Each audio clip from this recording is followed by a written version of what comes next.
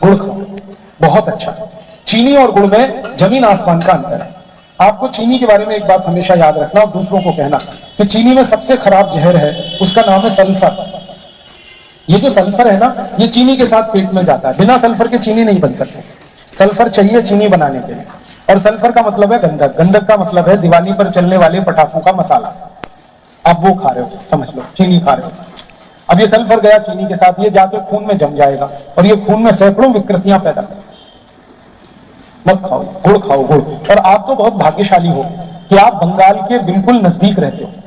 ये जो बंगाल है ना, ये सारी दुनिया में मशहूर है कई बातों के लिए। उनमें से एक बात है, दुनिया का सबसे बेहतरीन गुड़ इस बंगाल में ही बनता है, खजूर वाला गुड़। पूरी दुनिया तरसती है इस गुड़ के लिए। आपको अंदाजा है, ये खजूर वाले गुड़ की कीमत पूरी दुनिया में 150, 200, 250 रुपए तक मिलती। सप्लाई नहीं कर पाते हम भारत की तरफ। तो आप तो बंगाल के नजदीक हो और शायद यहां झारखंड में भी खजूर का गुड़ बनता होगा और ये इलाके में तो मिलता ही है आसानी से। जब सीजन आता है तो खरीद के रख लिया करो 10-20 किलो खजूर वाला गुड़, साल भर खाओ उसी को।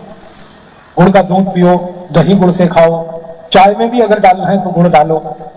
हलवा बनाना है गुड़ का बनाओ, लड्डू बनाना है, मिठाई बनानी है, सब गुड़ की बनाओ, गुड़ खाया करो।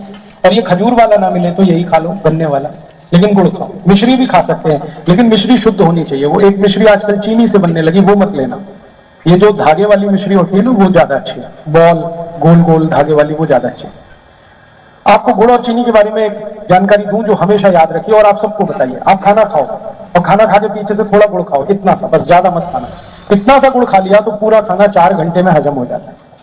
वैसे खाने को हजम होने में 6 घंटे लगते हैं, लेकिन गुड़ खाने के बाद वो 4 घंटे में ही हजम होता है। अब इसका उल्टा बताता हूं, आप खाना खाओ और 1 चम्मच चीनी खा लो। अब ये 1 चम्मच चीनी पूरे खाने को ही हजम नहीं होने देती। इतनी तकलीफ है चीनी इसलिए छोड़ दो इस चीनी को। जैसे ही आप चीनी छोड़ोगे, आप देखना आपका वजन अपने आप कम होना शुरू हो जाएगा। करके देखो इसको। जो ओवरवेट है ना, वो चीनी छोड़ के देखो, बहुत जल्दी वजन कम हो। जो ओवरवेट है और जो हाइपरटेंसिव है, माने जिनका बीपी बहुत बड़ा हुआ, वो चीनी छोड़े तो बीपी काफी अच्छे से ठीक होता है, वेट आपका ठीक होता है, पूरी बॉडी आपकी ठीक होती है। और गुड़ खाते रहो, कोई दिक्कत नहीं। एक तो ये बात मेरी। और एक और ऐसी छोटी सी बात कहूंगा, डालडा छोड़कर देशी घी खाओ।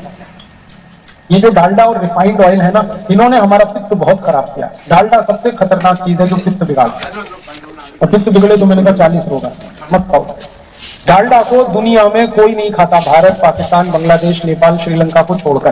भारत के अड़ोस पड़ोस में ये 4-5 देश हैं, इन्हीं में डालडा है, बाकी कहीं नहीं।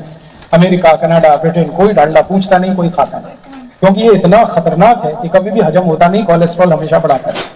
डालडा की मिठाई भी मत खाना, डालडा की पूरी कचौड़ी तो गलती से भी मत खाना। अगर पूरी कचौड़ी ही खानी है तो देशी घी की खाओ, और देशी घी खाने की हैसियत नहीं है तो रूखी रोटी खाओ, डालडा से अच्छी।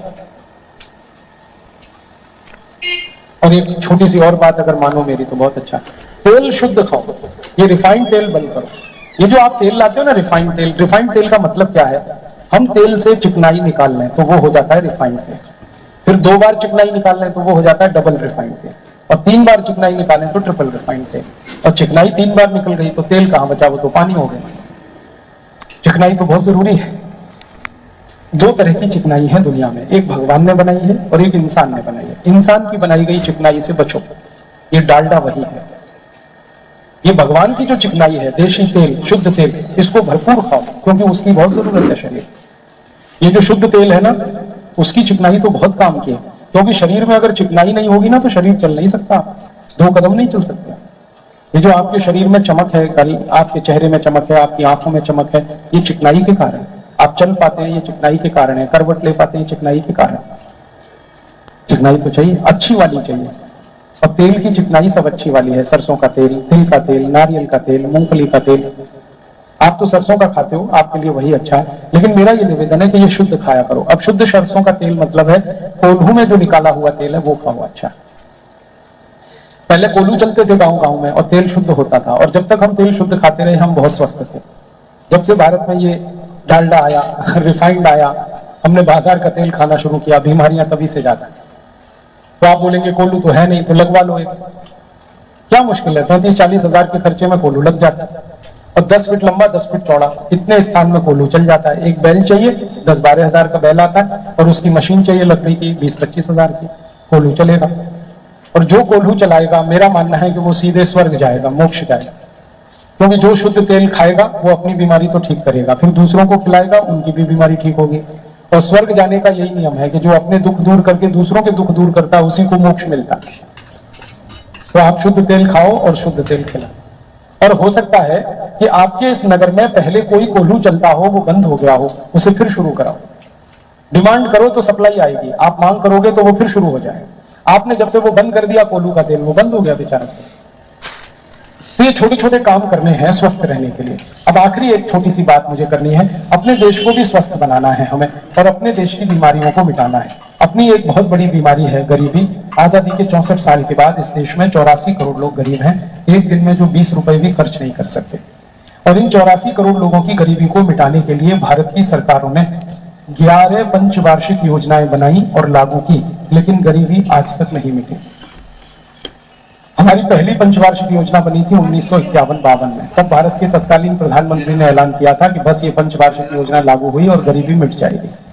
लेकिन तब से पता नहीं कितने प्रधानमंत्री आए और चले गए, गरीबी है कि मिटी नहीं रही, बढ़ती ही जा रही, बढ़ती ही जा रही।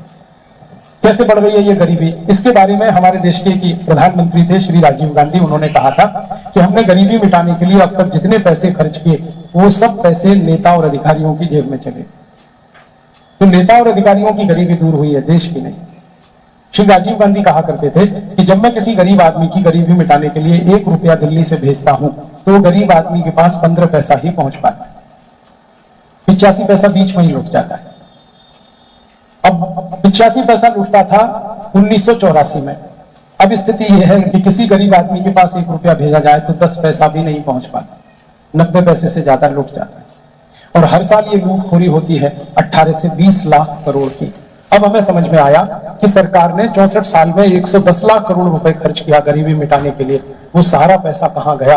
वो लूटखोरी में, भ्रष्टाचार में चला गया, और वो पैसा नेताओं के बैंक खातों में जमा हो गया। हमारे देश में बहुत भ्रष्ट नेता है और उनकी संख्या लगभग 84,000 से ज्यादा है। उसमें से कुछ आपके झारखंड में भी है, आप सब जानते हो। तो ये झारखंड जैसे भ्रष्ट नेता पूरे भारत में लूट लूट के अपना घर भर रहे हैं और विदेशी बैंकों में पैसे जमा कर रहे हैं। दुनिया में एक बहुत बड़ी संस्था है, उसका नाम है टैक्स जस्टिस नेटवर्क। उनका कहना है कि भारत के भ्रष्ट